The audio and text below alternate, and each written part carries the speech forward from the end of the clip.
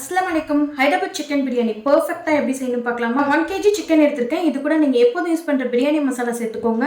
1 tablespoon ginger garlic paste, 150 gram தயிர், மல்லித்தலை இந்த மாதிரி குட்டி குட்டியா கட் பண்ணி சேர்த்துக்கோங்க. 1/2 டேபிள்ஸ்பூன் காஷ்மீரி மிளகாய் தூள், ஃப்ரைட் ஆனியன் இந்த மாதிரி அழகான கோல்டன் கலர்ல ஃப்ரை பண்ணி சேர்த்துக்கோங்க. ஃப்ரைட் ஆனியன் இந்த மாதிரி ஸ்ப்ரெட் பண்ணும்போது நல்லா கிறிஸ்பியா பொலன்னு இருக்கணும். அதுக்கு ஆனியன் ஃப்ரை பண்ண உடனே டிஷ்யூ பேப்பர்ல போட்டு வச்சுக்கோங்க. எல்லாத்தையும் நல்லா மிக்ஸ் பண்ணிட்டு 1 or 2 hours ஆகுது இதை நல்லா மேரினேட் பண்ணி வச்சுக்கோங்க.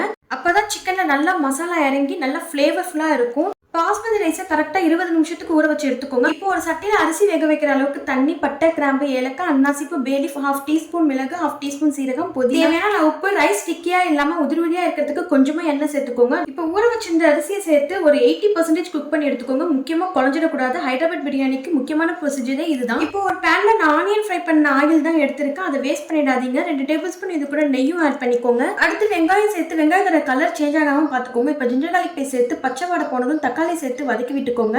மேரினேட் பண்ணி வச்சிருந்த சிக்கனையும் சேர்த்துக்கோங்க. சிக்கன் ஓவர் குக் பண்ணிடாதீங்க. சிக்கன் ஹாஃப் குக் ஆனதும் வடிச்சு வச்சிருந்த ரைஸ் எடுத்து சேம் லெவல்ல பரப்பி விட்டுக்கோங்க. முக்கியமா நல்லா அழுத்தி பரப்பி விட்டுறாதீங்க, ரைஸ் உடைஞ்சிடும். இப்போ சூடான பால்ல ஊற வச்சிருந்த குங்குமப்பூ இல்லைன்னா பரவாயில்ல, பால்ல ஃபுட் கலரை மிக்ஸ் பண்ணிட்டு சேர்த்துக்கோங்க. ஃப்ரைட் ஆனியன், கொரியண்டர் லீவ்ஸ் அழகா ஸ்ப்ரெட் பண்ணி விட்டுக்கோங்க. இதை பார்க்கும் போது நல்லா கலர்ஃபுல்லா இருக்கும். இப்போ அலுமினியம் ஃபாயில் பேப்பர் போட்டு நல்லா டைட்டா க்ளோஸ் பண்ணிட்டு லிட் வச்சு க்ளோஸ் பண்ணிட்டு தம் போடுறதுக்கு பழைய தோசை தவா வச்சு அதுக்கு மேல பிரியாணி சட்டியும் வச்சு பிரியாணி சட்டிக்கு மேல ஒரு வயிற்றையும் வச்சுட்டு கரெக்டா ஒரு 30 நிமிஷத்துக்கு தம் விட்டு இறக்குனீங்கன்னா நல்லா கம்மன்னு நல்லா உதிரியா ரைஸ் உடையாம ஹைதராபாத் சிக்கன் பிரியாணி ரெடி. கண்டிப்பா ட்ரை பண்ணி பாருங்க. ட்ரை பண்ணிட்டு பிடிச்சா லைக் அண்ட் ஷேர் பண்ணிக்கோங்க. மறக்காம ஷாஸ் கிச்சனை சப்ஸ்கிரைப் பண்ணிக்கோங்க.